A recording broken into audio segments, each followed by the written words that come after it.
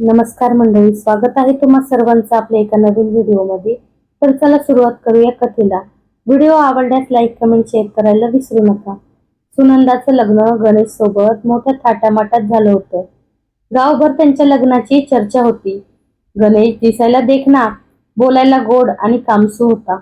लग्नाच्या सुरुवातीचे काही दिवस खूप आनंदात गेले। सुनंदाला वाटत होतं की तिचं आयुष्य आता सुखाने भरून जाणार। पण काही दिवसांनी तिला गणेशच्या एका सवयीची जाणीव झाली। तो रोज संध्याकाळी मित्रांसोबत दारू प्यायला जायचा। सुरुवातीला तिने फार लक्ष दिलं नाही। तिला वाटलं थोडीफार दारू पिणं सामान्य असेल, पण दिवसेंदिवस गणेशचं दारूचं प्रमाण वाढत गेलं। तो उशिरा घरी यायचा, घरात येऊन मोठमोठ्याने ओरडायचा, कधी भांडण करायचा। सुनंदा शांतपणे सगळं सहन करायची। एक दिवस गणेश दारू पिऊन इतका नशेत आला की त्याने घरातलं भांड फेकून दिलं। सुनंदा घाबरली, तिच्या डोळ्यात पाणी आलं। ती काही बोलली नाही। दुसऱ्या दिवशी सकाळी गणेशला काहीच आठवत नव्हतं। तो उलट सुनंदालाच म्हणाला, तू काहीतरी केलं असशील। सुनंदाला खूप वाईट वाटलं। ती दिवसभर रडत बसली। तिच्या आईने फोन केला, तेव्हा तिने काहीच सांगितलं नाही। तिला वाटलं की नवऱ्याची बदनामी होईल। गणेश आधी कामावर नियमित जायचा, पण दारूमुळे त्याचं काम बिघडायला लागलं। मालकाने अनेकदा समजावलं, पण तो ऐकत नव्हता। एक दिवस त्याची नोकरी गेली। त्या दिवशी तो घरी आला आणि सुनंदावरच राग काढू लागला। तुझ्या पायगुणामुळे माझी नोकरी गेली, तो ओरडला। सुनंदा शांत होती। तिला माहित होतं की चूक त्याचीच आहे, पण ती काही बोलली नाही। घरातले पैसे संपत चालले होते। सुनंदाने शेजारच्या घरात जाऊन शिवणकाम सुरू केलं। ती दिवसभर मेहनत करायची आणि रात्री घर सांभाळायची। गावात लोक बोलू लागले, सुनंदाचा नवरा दिवसभर दारू पितो। हे ऐकून तिला खूप लाज वाटायची, पण ती हार मानली नाही। तिने विचार केला की एक दिवस गणेश नक्की बदलेल। प्रत्येक रात्री ती देवासमोर बसून प्रार्थना करायची, देवा, माझ्या नवऱ्याला सुधार। तिच्या डोळ्यातून अश्रू व्हायचे। एके दिवशी गणेशच्या मित्रांनी त्याला आणखी दारू प्यायला लावली। तो रस्त्यातच पडला। गावातील काही लोकांनी त्याला उचलून घरी आणलं। सुनंदाने त्याला पाणी दिलं, कपडे बदलून दिले। दुसऱ्या दिवशी तो उठला, तेव्हा त्याने पाहिलं की सुनंदा त्याच्या शेजारी बसून रडत आहे, पण तरीही त्याच्या मनात बदल झाला नाही। काही महिन्यांनी सुनंदा गरोदर राहिली। तिला वाटलं की आता तरी गणेश बदलेल। सुरुवातीला तो थोडा आनंदी झाला, पण दारूची सवय काही सुटली नाही। उलट खर्च वाढला। सुनंदा स्वतः उपाशी राहून घर चालवत होती। रात्री ती पोटातल्या बाळाशी बोलायची, बाळा, तुझा बाबा एक दिवस नक्की चांगला होईल। एक दिवस गणेश दारू पिऊन घरी आला आणि पैशासाठी ओरडू लागला। सुनंदाने सांगितलं की घरात पैसे नाहीत। रागात त्याने तिच्या हातातून डब्बा फेकून दिला। सुनंदा पडली, तिच्या पोटाला दुखापत झाली। शेजारी धावत आले आणि तिला दवाखान्यात घेऊन गेले। डॉक्टरांनी सांगितलं की जपून राहावं लागेल। त्या रात्री पहिल्यांदा गणेश थोडा घाबरला, पण दुसऱ्याच दिवशी तो पुन्हा दारू प्यायला गेला। सुनंदाने मुलाला जन्म दिला। छोटंसं गोंडस बाळ पाहून तिला सगळं दुःख विसरायला झालं। मुलाचं नाव तिने रोहन ठेवलं।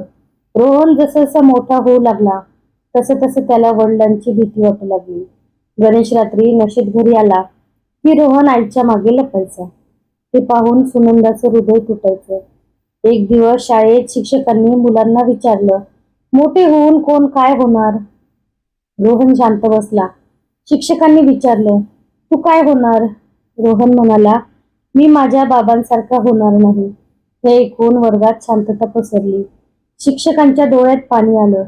सुनंदा दिवसेदिवस खचत चालली होती, पण तिने संसार सोडला नाही। तिला वाटत होतं की मुलांसाठी तरी तिने टिकून राहायला हवं। ती रोहनला चांगलं शिक्षण द्यायची, स्वतः जुने कपडे घालायची, पण मुलांसाठी नवीन पुस्तकं आणायची। गणेशची तब्येत बिघडायला लागली। सतत खोकला, अशक्तपणा आणि पोटदुखी सुरू झाली। डॉक्टरांनी तपासणी करून स्पष्ट सांगितलं, दारू सोडली नाही तर जीव धोक्यात येईल। काही दिवस गणेश घाबरला। त्याने दारू कमी केली, पण मित्र पुन्हा त्याला घेऊन गेले। तो पुन्हा जुन्याच मार्गावर गेला। एक रात्री जोरदार पाऊस पडत होता। गणेश दारू पिऊन रस्त्यात पडला होता। कुणीतरी सुनंदाला सांगितलं। ती पावसात धावत गेली। तिने त्याला उचलून घरी आणलं। त्या क्षणी गणेशने तिच्याकडे पाहिलं. तिच्या डोळ्यात राग नव्हता, फक्त काळजी होती. त्याच्या मनात काहीतरी हललं. दुसऱ्या दिवशी रोहन शाळेत जाण्यासाठी तयार होत होता. त्याने बाबांकडे पाहून विचारलं, बाबा, तुम्ही रोज दारू का पिता? गणेश शांत झाला. रोहन पुढे म्हणाला, माझे मित्र मला चिडवतात, मला तुमची भीती वाटते. हे ऐकून गणेशच्या डोळ्यात पाणी आलं. पहिल्यांदाच त्याला आपल्या कुटुंबाचं दुःख जाणवलं. त्या रात्री तो बराच वेळ जागाच बसला. त्याला सुनंदाचे कष्ट आठवले. नोकरी गेल्यावर तिने संसार कसा सांभाळला, लोकांची टोमणे कशी सहन केले, मुलाला कसं वाढवलं. त्याला स्वतःचा तिरस्कार वाटू लागला. दुसऱ्या दिवशी सकाळी गणेश मंदिरात गेला. देवासमोर उभा राहून तो रडू लागला, देवा मला वाचव. घरी आल्यावर त्याने सुनंदासमोर हात जोडले. मला माफ कर, मी खूप चुकीचं वागलो. सुनंदा काही बोलली नाही. तिच्या डोळ्यात अश्रू होते. गणेशने दारू सोडण्याचा प्रयत्न सुरू केला. सुरुवातीचे दिवस खूप कठीण होते. त्याला चिडचिड व्हायची, अंग थरथरायचं. पण सुनंदा त्याच्यासोबत उभी राहिली. ती त्याला औषध द्यायची, धीर द्यायची. रोहनही बाबांसोबत बसायचा. काही महिन्यांनी गणेशला एक गॅरेजमध्ये काम मिळालं. तो मेहनत करू लागला. संध्याकाळी सरळ घरी यायचा. घरात आता शांतता होती. रोहन बाबांसोबत खेळू लागला. सुनंदाच्या चेहऱ्यावर अनेक वर्षांनी हसू आलं. एक दिवस गावात व्यसनमुक्तीवर कार्यक्रम झाला. गणेशला बोलावलं गेलं.